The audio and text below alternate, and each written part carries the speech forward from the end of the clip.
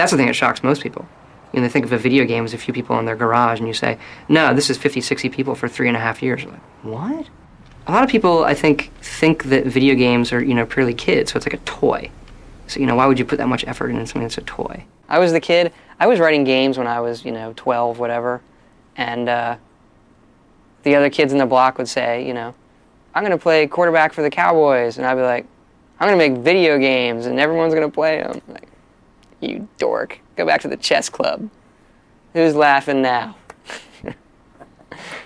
Yes, I was in the chess club. So The Elder Scrolls is our role-playing series that we've been doing since 1994, and with each game we have started over and tried to do something very, very new. Each of them we try to, for that generation of hardware and game-playing folks, create what we think is the quintessential role-playing game, and this time we went crazy and looked at doing the game for next-generation consoles and PCs that didn't even exist when we started this project. All right, so this is her new upstairs. This is her puppy named Dog. She talks to him. She says, no, she's got to practice. She's got things to do. She's got to practice. He has to be good dog. So she's going to go pick up that bow that's over on the table there. And she's going to take a few shots. Right now, her marksman skill is very low. So she goes and she gets a marksmanship potion. Are they actually drinking potions? How'd you do that? Yeah, she's actually drinking. She drinks a potion. Pause a second. Used items. So this is new to me, so I'm making lists. Mm-hmm. I've got that on the list as we need potion or drinking potion. That. Yeah, it's on there. Okay. All right, so she drinks that, which increases her marksmanship skill. Now she's tactical. Dude, that is brilliant. That's great. So she goes and picks up this book over here and starts reading. Dog starts eating. His animations are going to be tweaked, and now he's got all sorts of energy. He's running around. He's running around like an idiot, and she's starting to get annoyed because she's trying to read.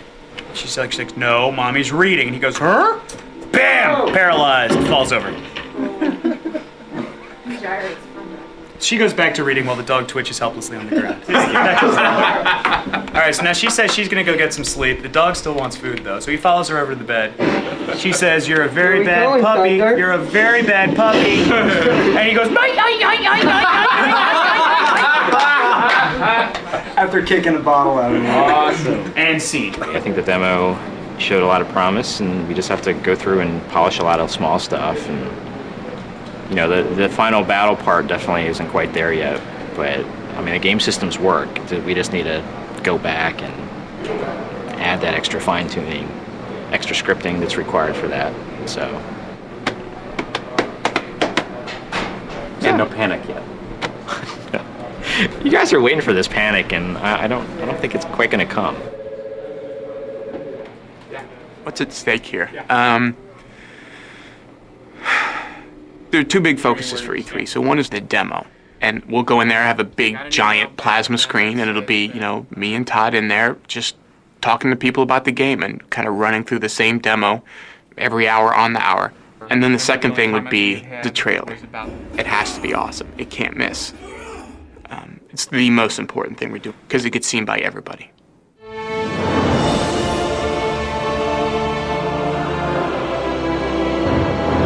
For 65 years I have ruled this empire. Generals and kings have knelt at my command. But a darkness comes. The blood tide rises. These are the closing days of the Third Era. Oblivion is a sword and sorcery epic role-playing game. You know, the things you see in Lord of the Rings or stuff like that. And at its heart, you know, it is this run through dungeons and kill things game. You have all these features and it's all kind of, there's so many things people get attached to, but at its heart, it's run through dungeons and kill creatures and take their stuff and buy bigger weapons and kill bigger creatures. And that's kind of layered in on top of this. Wow, look at these flowers. Can I pick that? You know, it's almost like two things sitting on top of each other. Here's the game, and then here's the virtual world.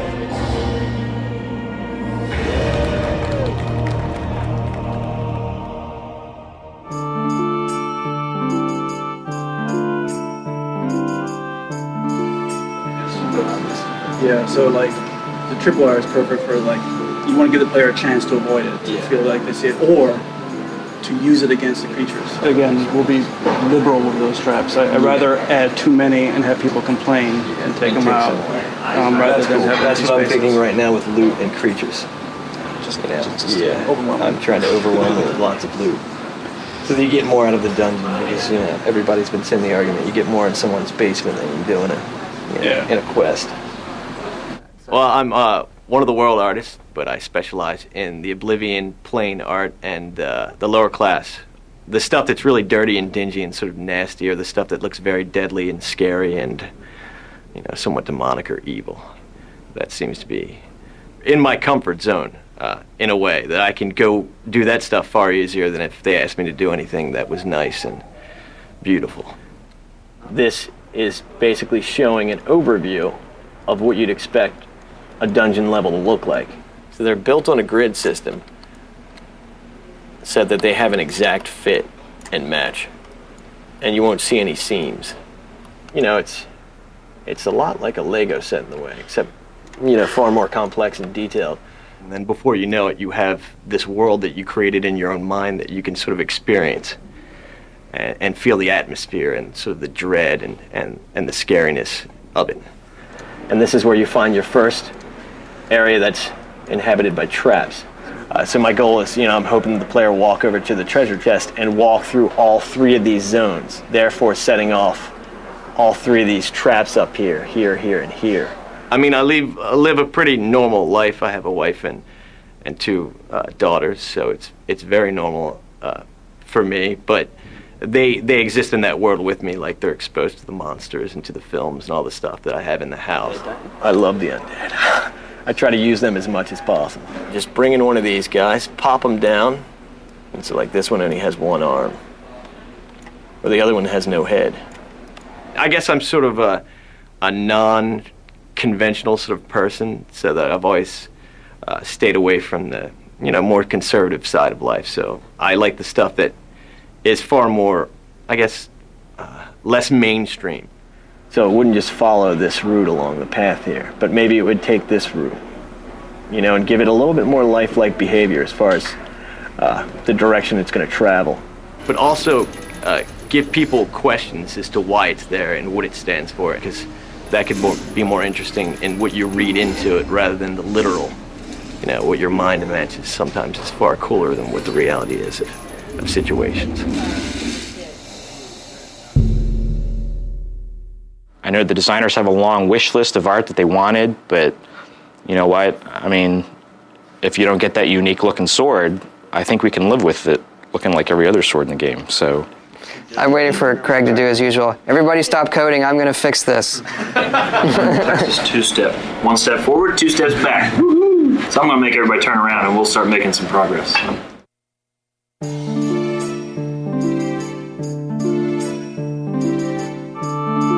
I think the big thing is the AI we have in the game. We designed this system, Radiant AI, that allows the people in the world to react really intelligently, and they sort of have their own goals, so they can look at their environment around them and decide how they want to accomplish them. Our NPCs exist no matter if you're there or not. They're doing what they're supposed to do. You can send a guy off to a dungeon to kill stuff, and you don't have to go with him. You go back to that dungeon, either he'll be dead or the things that he was supposed to kill will be dead. I mean, it will have happened whether you were there or not. Like this guy, I can basically go up to him and say hi to him, and he'll greet me. He'll chat with me. His aggression is like a 5. I'm gonna give him a higher aggression. So now he really hates my guts. He tremendously hates my guts. So we're gonna move over here, and he's immediately gonna go combat with me. The guy behind him's a guard. So he committed a crime by attacking me. So the guard will attack him. These other guys are just trying to stay away. So eventually he figures out the guard is a much dangerous target than I am, because I haven't struck him once, so he'll fight the guard. But the good guard saved me, kept me from getting killed. One of the initial things we had was we turned it on so the guys could all do their stuff, and some guy went around town, some NPC you couldn't even see, went around town and bought all the armor. So when you went to the stores, there was nothing for you to buy. It's like a ship that's springing all these water leaks, and we're constantly filling them up. Did you realize the player can easily steal a horse, ride it to this guy's place, leave it in his house, and steal all his money when the other guy goes out and tries to ride the horse, and hilarity ensues. When you have something that's powerful, it has a great capacity to be really cool or a great capacity to really make insanity. They're my actors, they're my children, they have to behave properly. When they're not acting right, everyone comes looking to me. So yeah, I talk to them and I have them set up and know what they do. And yeah, it's kind of odd.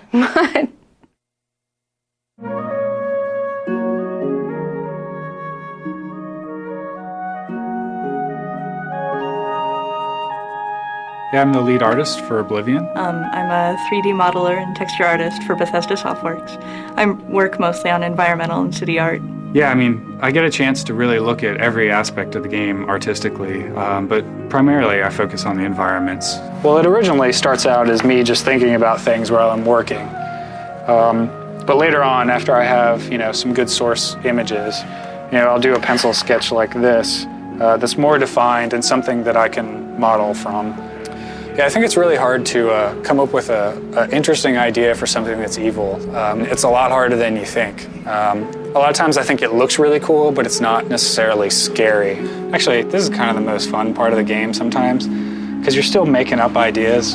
It might not get in the game, but it's, I don't know, you just get to make up crazy stuff, and it's cool, So we are in Shaden Hall. This is the overhead view in the Elder Scrolls construction set, which we used to build the game. This is where we put in all the houses, the trees, paint all the landscape textures on, everything like that. And then these are our little door markers over here. This indicates that this is a door you can go through. There are a few things that might not look like doors, but they are. Yeah, this well behind the abandoned house might be used for nefarious practices, or it could be a secret door.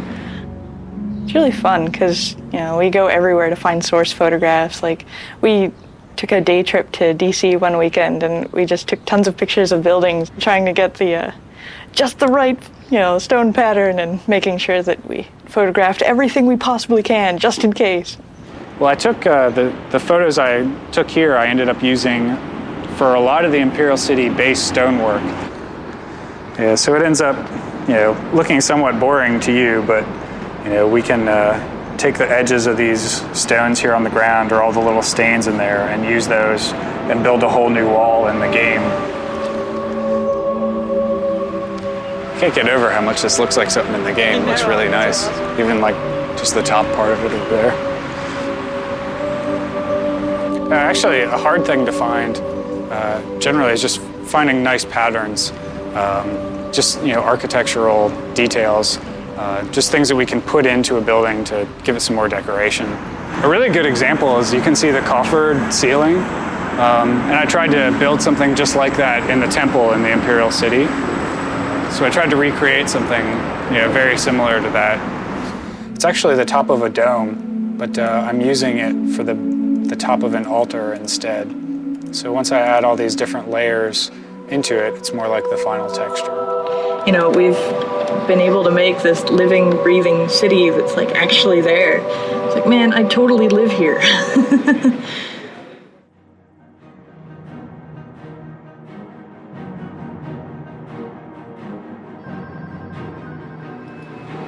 Just type pick idle. Pick idle? What's that supposed to do? Did you actually select the right idle animation in the idle manager? Yes. Click on the candle. We have over 100 bugs and tasks open in the database, and that number fluctuates anywhere from 50, and we've had over 300. Candle fact, 01. So essentially, you didn't go ask anybody who made this up? No, it doesn't work. I asked Dawn and she told me to do this. She's still bluffing. It all ties together. It's all one big bundle of this is the universe, and you touch something here and it moves something over there. Now, you have duration 1. I have duration 1. Put a duration 0.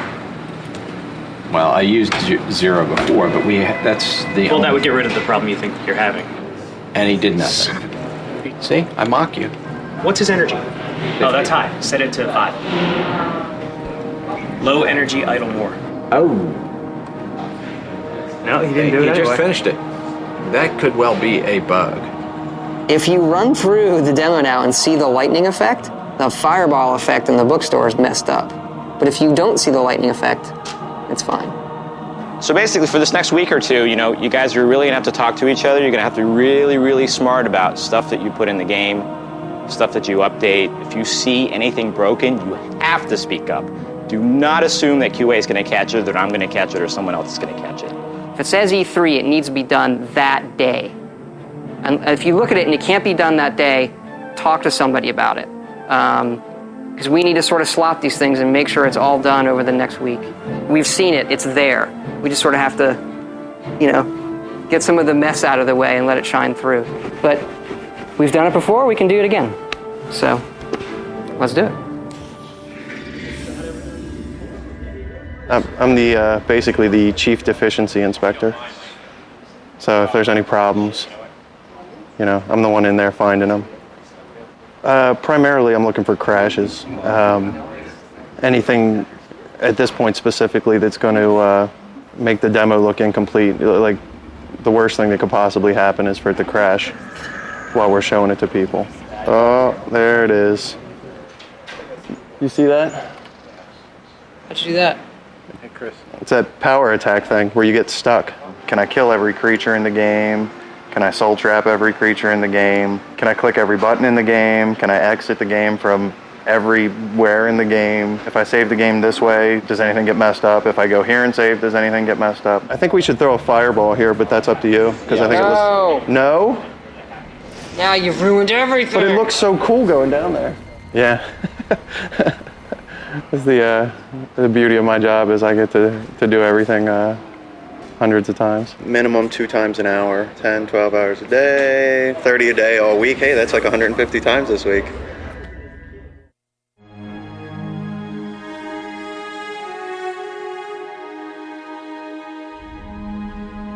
My name's Christiana Meister. I'm the lead character animator. I basically take care of all the characters, creatures, and that sort of thing. My particular favorite is the horse, You study the skeleton and you know exactly how it should move. You go to biped, and then you just drag a box and create one. Okay, so that doesn't look anything like a horse. You have to then create the structure by scaling the bones, rotating them. It looks really crazy right now, but you start off with your base skin and try to match up your skeleton with that. Now you can see here what I've done is put movement throughout the entire leg, but that doesn't react with the rest of the body. So then what you need to do is make sure that the rest of the body reacts to that movement, because it does in real life. If you move her head, you see the hind end actually moves. Everything's connected. There's not one joint that you can just move independently, really. And here's a horse that I can get up and ride. I have to get with the character animator on this riding animation. It looks uncomfortable to me. There's always work to be done. Yeah, I'm always, watching her move, and it also helps to, when I ride, I can feel what's going on.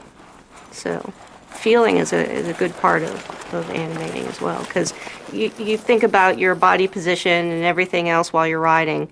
I don't know, people are not my forte, really. I like thinking about the 4 legs instead of 2 legs. I know there are people that are completely the opposite, but I don't know. I find them much more interesting. Yeah, it's fun. With Oblivion, we were really fortunate to get some voice talent that people know to join us for the project, including Patrick Stewart, Lynda Carter, Sean Bean, Terence Stamp.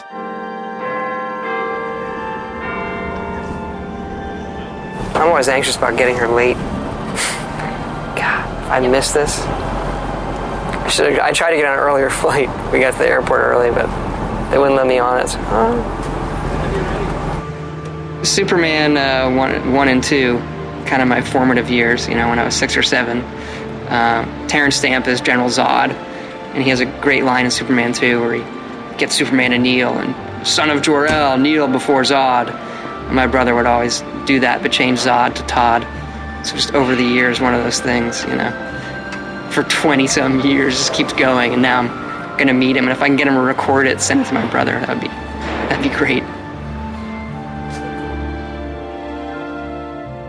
As for the rest, the weak shall be winnowed, the timid shall be cast down, the mighty shall tremble at my feet and pray for pardon. Your reward, brothers and sisters, the time of cleansing draws nigh. Weakness will be purged from the world, and mortal and immortal alike purified in the refiner's fire. That gave me goosebumps. Terence Stamp plays kind of he's the bad guy. Somebody who comes from a different line of kings, who wants to make this world his own. So he's kind of a priest. He's not a cackling maniac. We like to have our bad guys be a little grayer. We want that moment where the player goes like, maybe he's right. You think I mock you?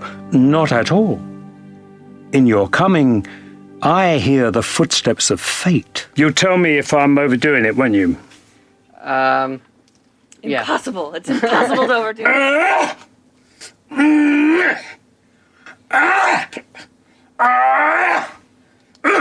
Yeah, it's kind of like he said while we were there, the character just came out of him. It's like a very serious voice. You know the guy at the other end of that is serious, But if a god can die, how does his heart survive? Good. When we wrote this role, I called them and I said, they're like, well, who do you want for this role? And they'd give me a list. And I said, no, I gotta have Terence Stamp. Oh, how wonderful. I don't know if he's done a game. I said, I don't know if he has, but I think he's just... No, I mean, I wasn't unnerved, but when I got the FedEx last night with the script, and I looked at it and I thought, wow, I just don't know. I hope there's somebody there to tell me where to go, because I just had I didn't know, the area of it. I didn't know the area of performance, Right. So I look forward to, showing it to them and having them, I've never seen myself in that light. Just how well we can lip sync and put other characters on the screen. Kneel before Todd. You gotta put that in. Smile when you ask questions like Thanks. Thanks, Terence. Gentlemen, wonderful. So this is my pal Terence Stamp.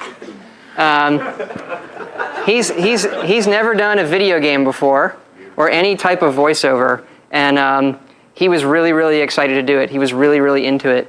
He was literally when we were recording him, leaping around doing the combat stuff so much that they couldn't record him. He was moving away from the microphone, I've heard rumors about the With Lynda, she played the Nord females in Morrowind, and she came back for Oblivion to do the Nord females again. I played the Nord women, the Nords, and they are, I guess, a Viking-like race, and the women are fantastic warriors and very self-confident. Her voice and who she is fits perfectly with that role. I'd stay inside the city walls if I were you. There's no telling what's going to come out of that gate. Of course, the next guy is my wife and I with Patrick Stewart, who's equally as good. Ken had written a bunch of notes for Patrick Stewart on the character, very, very long, referencing things Stewart had done before. I thought was embarrassingly long, actually. But I forwarded it on here, sent it to Patrick, and Patrick came in and said, I got the notes on the character, and I was sort of like, and he's like, never in my life doing any role have I gotten such detailed notes, and I loved it. I am really intrigued. This sounds really cool. You guys have given this a lot of thought. I can't wait to do it. You want to hear something really cool? What? You need to go over to Mark Lampert's office right now. Okay. Is Ken still here? I don't know. I've been waiting. Just imagine the best it could be. It's even better than that. Yes. I think you want to come over to Mark Lampert's office right now. What is it, good? Where? It's in Mark's room, the sound room. On my way. I was born 87 years ago. For 65 years, I've ruled as Tamriel's emperor. But for all these years, I've never been the ruler of my own dreams. He was selling the product like, a reverend standing in front of his flock, which is exactly the tone I wanted. I mean, Patrick Stewart. This is the unedited stuff. Generals and kings have knelt at my command. That's such a cheesy line. That sounds good when he says it. Generals and kings line? That's what I said every time I heard Make Our Camera say Blood tide rises. It's like all the stuff that sounded so cheesy. These are the closing days of the Third Era. And the final hours of my life. I don't know, like, if we could have picked, there isn't another actor we could have picked who I'd be happier to write dialogue for. Like, seriously, like, I geeked out over Star Trek for years. You know, it was on while I was in college. We literally, all my friends, I would sit around, we'd watch Star Trek and drink beer and act like idiots. I don't have a picture of my wife in my wallet right now, but I've got Patrick Stewart in my wallet. So, there's no better actor as far as I'm concerned. Like, I get to say I wrote dialogue for Patrick Stewart. Yeah, I'm happy. Got your wallet? Yeah, I got it. This is not a lie. See, my wife will not be happy, but I have a Patrick Stewart picture in my wallet. Right there. So you guys know our demo machine melted last night? And the motherboard's dead? We're never really sure. Could have been a defective motherboard. We could have just been putting too much into it. We weren't overclocking it at all. So I checked out. We're sending it back to the manufacturer, Asus, and they're going to send us a new one. So right now we have the code changing, we have the data changing, and now our hardware is changing. So the triumvirate of things changing is bad.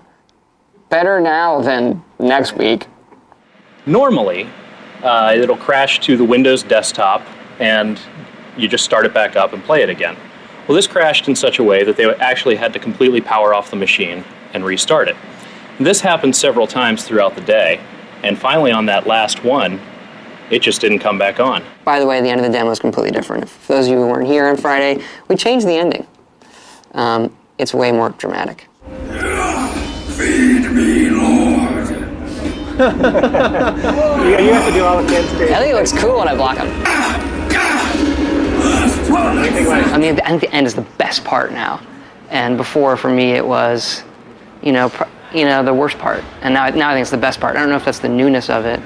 But it's got good, epic fantasy demon stuff at the end, which I think the kids like.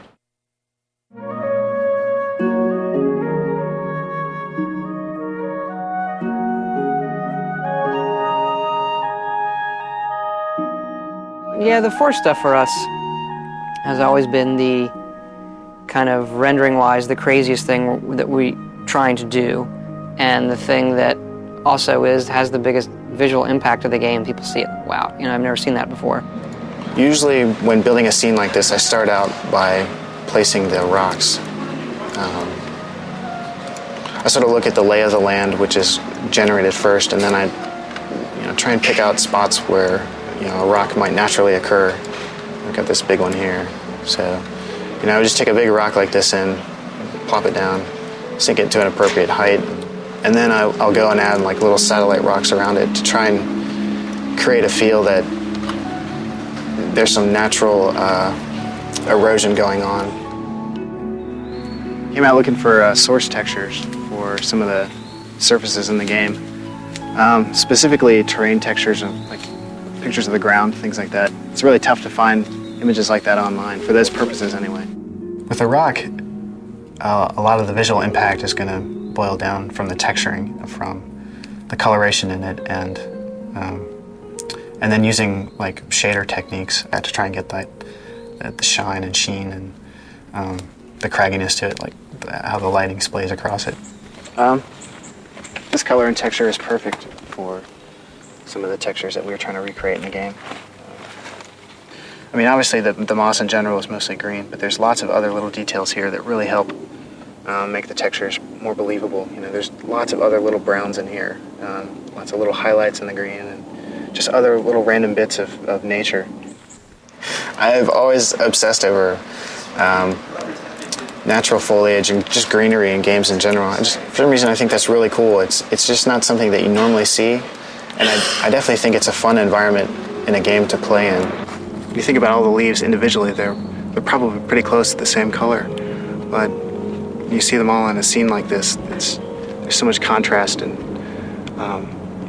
play of light. In the foreground here is an example of some of our grass that we have in the game.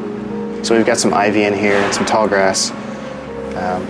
Further on, I think there's some sort of generic forest weed types of plants. They really add a sense of movement and life. Like, it really makes the ground feel much more organic than this flat, textured surface might. There's kind of a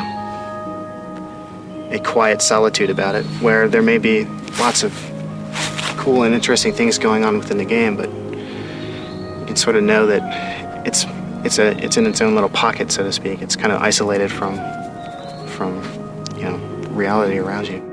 It's really nice when they're cluttered with lots of interesting things that fool you for a second into thinking that you're in a real world. Well, it's Thursday morning, and E3 starts next Wednesday. However, the computers need to be shipped out and they need to arrive there by next Monday, so we basically have until tomorrow afternoon before we basically have to stop work. The machines get packed up and they get shipped off. We're on schedule. It's taken all late nights, deep into the mornings the last 2 weeks, but looks good. Okay, I'm a little under the weather, so I'm going to try to get through this, but if my voice dies, bear with me. We built Oblivion from day one to be a next-generation game for both the PC and the Xbox 360. We've always tried to make our worlds come alive visually, but Oblivion takes this to new levels. Our artists have painstakingly modeled over 9,000 objects. There are 9 main cities in the game and dozens of smaller settlements. Over 1,000 NPCs live in Oblivion, all with their own schedules and jobs. Good morning! Oblivion features over 50 hours of recorded dialogue, all lip-synced in real time. They say the streets run red with blood, and the Daedra will soon overtake the entire city. The voices fill half of the game's DVD. Please, come on upstairs with me.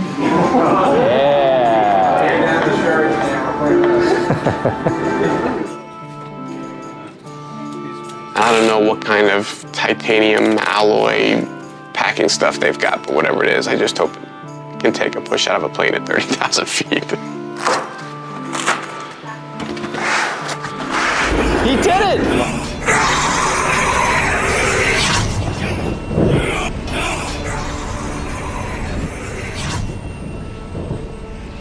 Now I just need to make sure that works all day. If you do not have any green buttons, please proceed through the register. If they don't like it a lot, I'll be really disappointed. It's all about meeting expectations. It could still be like one of the best games there, but if it doesn't meet their expectations... What time we start? Oh, right now it's 7:10, and we were supposed to be starting the Microsoft event in 5 minutes, but that's not going to happen. So we're just hanging out, waiting to meet up with some folks, and we go get something to drink, and we'll watch them put our trailer up in front of thousands of people. I mean, I'm really looking forward to it. It's an awful lot of work to get to this point. I mean, we haven't seen it on a freaking movie screen, so we have no idea how it's going to look. Well, we know it looks really good on a 61-inch TV, but on a movie screen. But if it looks as good as we know it can, and if it's and if the response is really awesome, I think it probably may be the greatest professional moment of my life. So how about this? How about a brand new, full-featured, next-generation role-playing game in the launch window? Morrowind was one of the best-selling role-playing games ever on the Xbox. The sequel to this incredible game is called Elder Scrolls IV: Oblivion. It promises to feature one of the largest open-ended worlds ever created for a video game. It also includes thousands of characters that are governed by groundbreaking AI. These characters eat, sleep, and complete tasks all around the clock. And they make their own choices based on what's going on in the world around them. Welcome to the world of Oblivion.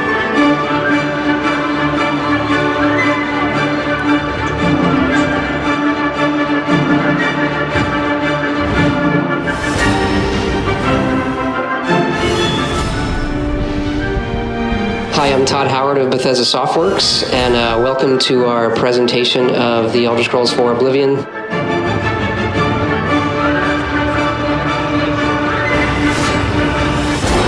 This game looks unbelievable.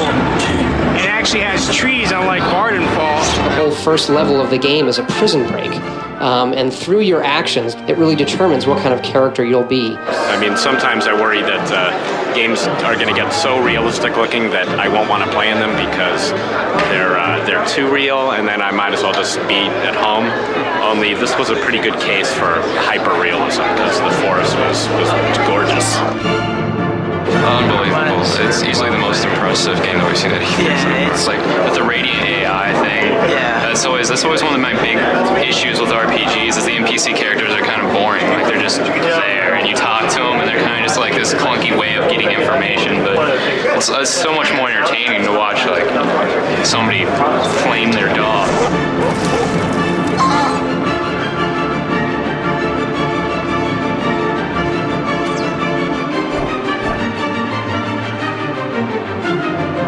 Oh my God, have you seen our booth? It's off the hook. Fans of the series, they're gonna go nuts. They're gonna love it. Morrowind changed my life. I don't know about that. Maybe it didn't change my life. I put in a lot of hours. Definitely took away a lot of my hours.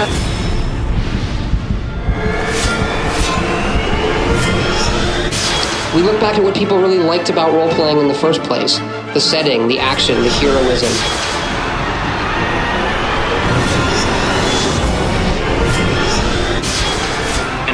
When that guy came, I don't know if you've seen it or not, but when the guy came out of that Oblivion portal, that was cool. He was so cool.